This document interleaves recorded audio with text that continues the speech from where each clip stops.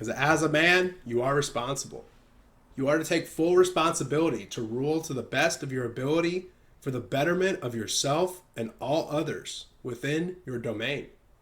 That doesn't mean that you are personally obligated to solve every issue, but it does mean that you are obligated to oversee it being solved if it falls within your realm of influence and authority. Men, also remember that rule does not mean domination or control. It means leading with wisdom for others. And when you do, you are to remember your call to greatness. Men, you were created to be great. You were made for it. It is yours for the taking. Too many men either don't realize this or they don't know how to get it. Yet, as a kingdom man, greatness is your destiny. As a kingdom man, greatness is your destiny. Greatness is maximizing your potential for the glory of God and the good of others. Not only does God want you to be great in his kingdom, my dudes, but he has also destined you for it. This greatness will look differently for each of us based on our positions, personalities, and potential. Achieving greatness doesn't mean your name will always be the one in lights on the scoreboard. However, greatness for a kingdom man begins by aligning yourself with God's kingdom agenda to benefit others. You must first make the decision that not only do you want greatness, but that you are also going to pursue it according to God's methods. That's where it starts. That's where it starts. You must first make the decision. Whatever the odds stacked against you may be, do not ever let the odds determine your destiny. Jesus said that if you believe in him, you will do greater works than he did. He didn't say you might do them. He didn't say if you're lucky, you may do them. He didn't even say that you could do them. Jesus said in red letters that if you believe in him, you will do them. And you will. You will. God has destined you for greatness. God has destined you for greatness. It doesn't matter how much money you have when you die, how many people know your name, or what position you held here and now. If you never got around to doing and being what your destiny is, then all you were was a successful failure. Some temporarily successful failure. Success means arriving at God's prescribed destination for you while having the capacity to experience, enjoy, and extend his goodness in your life. Friend, all my friends, all my dudes, you have a destination. You have a destiny that God has ordained for you and offers to you. You are not just here to take up space, water the lawn, and watch television. You are here for more. You are here to rule, and to rule well. You are here to rule, and to rule well. I'm going to try to get at least a picture of me up. Old picture, or we'll put up Wobbly Bear's drawing of me. I like that one. Yeah, shout out Wobbly Bear again for this awesome picture of me. There we go. Now you can kind of see me. But yeah. Leave the past behind. God told Joshua, Moses, my servant, is dead. Now therefore, arise. God told Joshua, Moses, my servant, is dead. Now therefore, arise. In other words, Joshua, get up. Get up, Joshua, and go. Moses was dead. Moses was gone. Joshua needed to be reminded that although Moses had been a great man, a great leader, and had been instrumental in leading the Israelites into freedom, Moses had not gotten them into the promised land. Moses was amazing, but Moses was yesterday. It was time for Joshua to get up and move on. At some point, you have to get up and move on. Some of you may not have gotten to your destiny by now because you are still too tied to Moses. Yet to move forward and attain your tomorrow, it is important that you say goodbye to yesterday. To move forward and attain your tomorrow, it is important that you say goodbye to yesterday. If God is going to take you where he wants you to go, you can't be tethered to where you have been. A crucial principle for advancing God's kingdom as a kingdom man is that if you are going to move ahead, you are going to have to let go of the past. All of us have pasts that involve the good, the bad, and the ugly. We can look back over our shoulder and see the good things that have happened, the bad things we have done, and the ugly things that others have done to us. But that was yesterday. That was the past. You have to let it go. You can learn from yesterday, just don't live in it. Because if you live in yesterday, then you are going to kill tomorrow. If you live in yesterday, you are going to kill tomorrow. Yesterday's victories will not carry you through today. Neither should yesterday's defeats dominate tomorrow.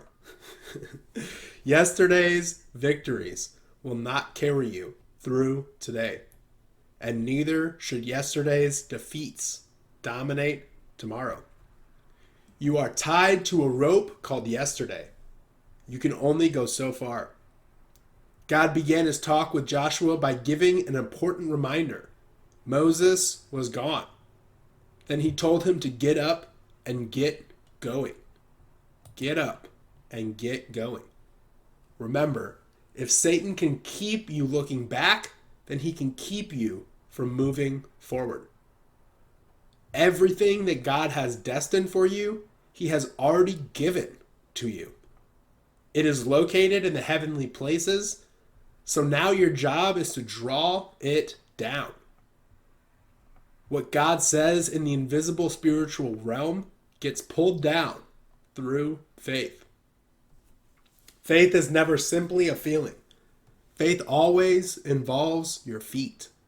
It involves movement. God told Joshua that he had already given the land and the people in the land even before Joshua had stepped foot into it. Yet in living with kingdom authority meant Joshua had to actually go get it. Joshua had to do something. He had to move. God has an inheritance and destiny for you as well. But one reason why you may not have experienced it yet is because your feet have not marched in tune with faith. When a kingdom man treads upon that which God had destined for him, he is not trying to get God to give him something. He is simply walking on that which God has already provided. Faith means that you believe God so much that you are going to act on what he says. Faith is when you act as if God is telling the truth. Since Joshua believed God had given him the land, he walked in and claimed it. One of the reasons that more men are not seeing the reality of what God has in store for them is either because they do not know that he has something in store for them, or they are not going out and grabbing it. God is the waymaker. He is our provider. He does miracles. But most of the time, God works through the very ordinary act of obeying whatever he has said to do. God knew that once Joshua put the past behind him, got up, and started going into the promised land, that he was going to face a large number of enemies whose goal would be to stop him from reaching his destination. That is why God said, "No man will be able to stand before you all the days of your life. Just as I have been with Moses, I will be with you. I will not fail you or forsake you. Be strong and courageous, for you shall give this people possession of the land which I swore to their fathers to give them. Only be strong and very courageous." From the book of Joshua, chapter 1, 5 through 7. In other words, God told Joshua that first he was to get up, and then he was to man up.